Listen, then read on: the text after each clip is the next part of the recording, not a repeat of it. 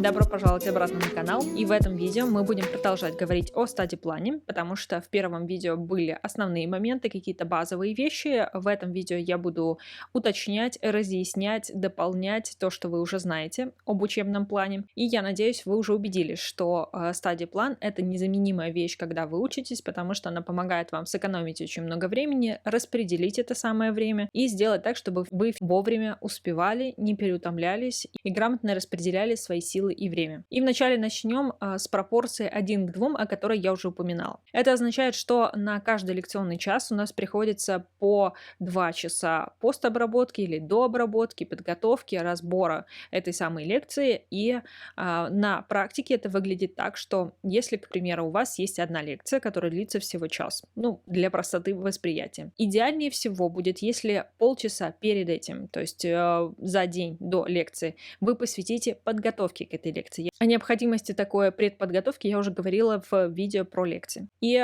полчаса вы посвящаете этому. После лекции вы также полчаса где-то посвящаете тому, чтобы обработать все, что вы только что услышали, для того, чтобы выписать все необходимое, собрать все необходимые материалы и так далее. И затем вы час примерно разбираете то, что вам нужно было в этой лекции, то есть, возможно, переписываете, разбираете, дополняете и так далее. Это в идеале. Конечно же, я прекрасно понимаю, что у вас не 1 час лекции, не 2 и не 3. Но более-менее такой приблизительный план для каждой лекции вам нужно все-таки составлять. То есть, если, к примеру, у вас несколько лекций на следующий день, то уделите хотя бы час на то, чтобы подготовиться к ним. То есть, просмотрите предыдущие конспекты, что у вас было, что у вас, возможно, будет, какие будут темы и так далее. То есть, все-таки, конечно же, не полчаса на каждую лекцию. Если у вас нет такой возможности, лекций много, то хотя бы час более-менее как-то себя подготовьте. И час после всех этих лекций тоже посвятите тому, чтобы высыпать все остатки знаний, которые у вас были, потому что они там остались, нужно их зафиксировать. А затем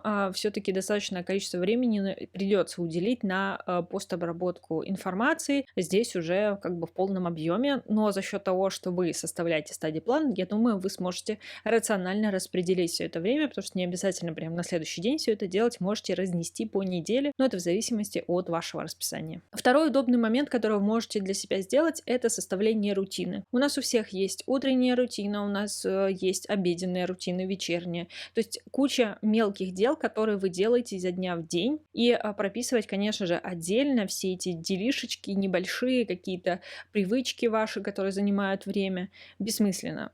Удобнее всего это объединить в рутину, то есть такую условную единицу времени, которую вы будете выполнять. Потому что каждое утро, скорее всего, вы делаете определенные какие-то ритуалы, там чистите зубы, принимаете душ, завтракаете и так далее. Вы можете это все тоже обозначить, чтобы случайно туда не залезть. То есть мы составляем все эти блоки для того, чтобы визуально видеть, что мы делаем и когда, и для того, чтобы не залазить теми или иными делами, чтобы не ущемлять себя или не забывать о каких-то запланированных делах. Следующая ситуация иногда случается.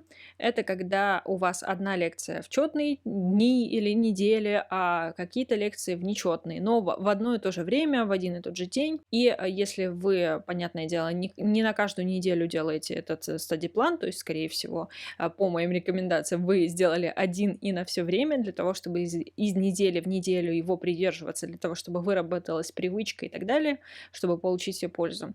Так вот, если у вас все-таки такой момент есть, и вы не хотите разбивать свой стади-план на 2, на 3, то удобнее всего просто разделить колонку и сделать примечание, когда какая у вас лекция, и просто быть немного внимательней, то есть следить за тем, какое сегодня число, для того, чтобы подготовиться к определенной лекции и не создавать себе дополнительные какие-то сложности. И следующее, чем я хочу с вами поделиться, это если у вас есть большой проект, к которому нужно готовиться очень долго, и, в принципе, сроки еще не горят. То есть срок где-то очень-очень далеко. То есть дедлайн у вас там через месяц, через 2, через 3. Очень полезно вам все-таки выделять каждую неделю на этот проект немного времени. То есть да, он не скоро, но все-таки, если вы будете хотя бы час в неделю ему посвящать, то когда уже придет срок, когда нужно будет активно им заниматься, у вас будет проделан большой отрезок работы, который вы можете дальше уже обрабатывать. То есть это может быть подготовка, предподготовка, сбор материалов. То есть когда вы делаете что-то большое, скорее всего, там много-много маленьких задач. Если основной даже проект вы еще не можете начать в связи там недостатка знания или нет определенной темы, но все-таки какую-то подготовительную работу вы можете проделать, проресерчить, узнать, достать что-то и так далее. В общем, лучше всего, если вы посвятите этому время и запишите его. То есть, там, например, в определенный день, в определенный час вы начинаете там искать, готовиться, либо выполнять это задание. И поверьте мне, в конце семестра это очень сильно окупится. Неважно, что это будет курсовая, экзамены или еще что-то, если вы будете готовиться заранее, это всегда гораздо лучше, чем готовиться в последний момент. Еще один небольшой лайфхак, можно его так назвать. Если у вас все-таки появляются какие-то дела или какие-то вещи сдвигаются, передвигаются, намечаются, и вы не хотите их в свой обычный ежедневник записывать, если он у вас есть, а хотите вот на тот же самый стадий-план, который вы каждый день видите, он там у вас перед глазами, вам удобно туда что-то записывать, то используйте простые стикеры, просто записывайте то, что вам нужно, клейте куда вам нужно, и когда эта необходимость отпадет, отклеивайте его. Это удобно, когда у вас какие-то консультации появляются, стадий-группы или еще что-то связанное с учебой, но то, что не постоянно, то, что, например, один раз или два раза в неделю происходит, и единоразовая акция, то вы можете легко прикрепить это на стикер, это никак не испортит ваш стадий-план, просто немножко его в текущую неделю подкорректирует. Это просто удобная штука, которой вы можете пользоваться бесконечно, потому что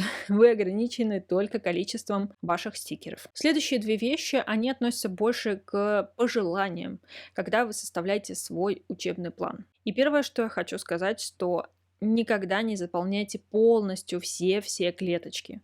Не стоит оно того, потому что вы в любом случае не выполните этот план. Мы всегда ошибаемся, когда оцениваем себя на следующий день. То есть, когда мы планируем следующий день, мы всегда гораздо лучшего о себе мнения, чем есть на самом деле. Поэтому будьте все-таки более реалистичны, понимайте, что вам нужен отдых, что вам нужно переключение, что вам нужны паузы и так далее, что бывают очень насыщенные дни, так или иначе, то в следующий день старайтесь больше делать блоков отдыха для того, чтобы вы все-таки успевали отдохнуть, так как когда мы интенсивно учимся, нам нужно интенсивно отдыхать, потому что наш мозг не может работать постоянно на полную мощность, так как для этого ему нужны нейромедиаторы, запас которых истощается, когда вы получаете очень сильную когнитивную нагрузку. Их нужно возобновлять, для этого нужен отдых. Поэтому оставляйте между блоками какое-то расстояние, то есть это ваше время для того, чтобы вы просто отдохнули. И второе и последнее, что я вам хочу сказать, это то, что никогда не переставайте совершенствовать свой стадий-план, потому что каким бы идеальным он ни выглядел, как бы вы его долго не составляли, бывают такие ситуации, когда все-таки лучше подкорректировать, что-то доделать, переделать. Никогда не цепляйтесь очень сильно за свой стадий-план, что вот вы так много времени не потратили на его создание, все красивенько расписали, все красивенько расчертили и так далее. Бывает и вы ошибаетесь, бывает что-то у вас меняется, поэтому не стесняйтесь, переделывайте, доделывайте, что-то добавляйте, убавляйте, перечеркивайте, перерисовывайте свой стадий-план. Он должен быть живым, а главное, он должен вам помогать, а не мешать. Потому что если вы вообще не заглядываете в свой стадий-план, значит, он не работает, значит, он потерял актуальность. Потому что если бы он был актуальным, вы бы туда постоянно заглядывали, узнавали, что у вас дальше. И, конечно же, тот стадий-план, который я вам предлагаю создавать, тот, который я рисую просто маркерами в тетради, в клеточку, там, в точку, как вам будет удобно, конечно же, можно делать и в Google календаре, можно делать просто в календаре, на какой-нибудь программе, в компьютере, неважно. Те же самые правила, просто вам не нужно будет каждый раз перерисовывать, вы можете перепрограммировать, перезаписать и так далее. Те же самые блоки, которые вы используете просто на бумаге, точно так же можно сделать и в электронном виде. Опирайтесь на то, что вам комфортно. Повторюсь, если вам комфортен телефон, ваш там планшет, ноутбук, то есть вы постоянно туда смотрите, вы делаете там записи, вы делаете там пометки, для того, чтобы узнать, что у вас дальше, вы сразу обращаетесь к своему телефону, то, скорее всего, вам лучше сделать стадий-план именно там. Если же вы любите бумагу, если вы любите сидеть, чертить, и вы постоянно заглядываете в свой обычный бумажный ежедневник для того, чтобы посмотреть, что у вас дальше, то, скорее всего, вам подойдет бумажный стадий-план, который, скорее всего, будете им пользоваться. Все, мои хорошие, надеюсь, вам это поможет. Подписывайтесь, ставьте лайк. До следующих видео. Пока-пока.